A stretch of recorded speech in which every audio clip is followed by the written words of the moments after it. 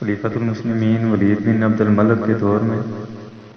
طارق بن زیاد جب اندلس کو فتح کرنے 7,000 کی مختصر فوج لے کر 4 بڑی بڑی کشتیوں میں سوار اندلس کے ساحلی علاقہ جبل الطارق پر اترتا ہے تو باوجود مختصر سی فوج کے اس ساحلی پٹی کو بغیر کسی مزاحمت کے فتح کرتا چلا جاتا ہے۔ اس وقت اندلس پر جس بادشاہ کی حکومت تھی وہ عیسائی تھا، اور عربی تاریخوں میں اس کا نام لزریگ لکھا ہے، اور انگریزی تواریخ اس کو راڈرک کے نام سے یاد کرتی ہے۔ جب بادشاہ نے یہ دیکھا تو اپنے سپہ سالار تدمیر کے ساتھ 30,000 کی فوج کو تمام ساز و سامان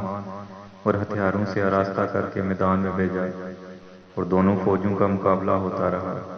اور پے در پے کئی لڑائیاں ہوئیں، اور ہر موقع پر تدمیر اور اس کی فوج کو شکست کا منہ دیکھنا پڑا، اور ان ہزیمتوں نے ان کے حوصلے پست کر دیے۔ آخر کار تنگ آ کر تدمیر نے اپنے بادشاہ راڈرک کو لکھا کہ یہ قوم جس سے ہمیں سابقہ پڑا ہے وہ معلوم نہیں کہاں سے آئی ہے، آسمان سے نازل ہوئی ہے، یہ زمین سے ابلی ہے،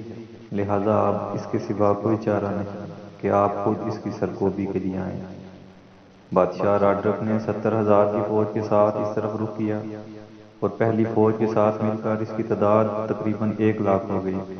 جو تمام ہتھیارات سے لیس تھی، اور دوسری طرف مسلمانوں کی فوج ہے جو نہ پورے طور پر ہتھیارات سے لیس ہے اور نہ تعداد میں ان سے کوئی نسبت رکھتی ہے۔ طارق کے ساتھ 7,000 افراد آئے تھے، پھر خلیفہ کی طرف سے اور 5,000 کی فوج آ کر ان سے مل گئی، اس طرح کل 12,000 کی فوج ہوئی، اور دونوں فوجیں وادی لکا کے مقام پر اتری، اور پھر مقابلہ ہوا، اور مسلسل 8 دن یہ جنگ چلتی رہی، اور بالآخر وہ فتح اور کامیابی مسلمانوں کے حصے میں آئی، اور عیسائی فوج رسوا اور پسپا ہوئی، اور خود راڈرک بھی قتل ہو گیا۔ بعض مورخین نے لکھا ہے کہ طارق بن زیاد جب ساحل اندلس پر اترا تو اس نے اپنی فوج کو سب سے پہلے یہ حکم دیا کہ ان کشتیوں کو جلا دو، پھر فوج سے مخاطب ہو کر کہنے لگا کہ اس لیے یہ حکم میں نے دیا ہے کہ تم کو معلوم ہو جائے کہ تمہارے پیچھے سمندر ہے اور آگے طاقتور دشمن ہے، نہ تم آگے جا سکتے ہو نہ فرار ہونے کے لیے پیچھے جا سکتے ہو، اب صرف خدا کے بھروسے جہاد کرو اور یہاں اندلس میں اسلام کا پرچم لہراؤ۔ علامہ اقبال نے اسی کو اپنے اشعار میں کہا ہے۔ طارق نے جب اندلس کے ساحل پر کشتی جلا دی تو لوگوں نے کہا کہ عقل مند کی نگاہ میں یہ غلط ہے، ہم اپنے وطن سے دور ہیں، واپس کیسے جائیں گے؟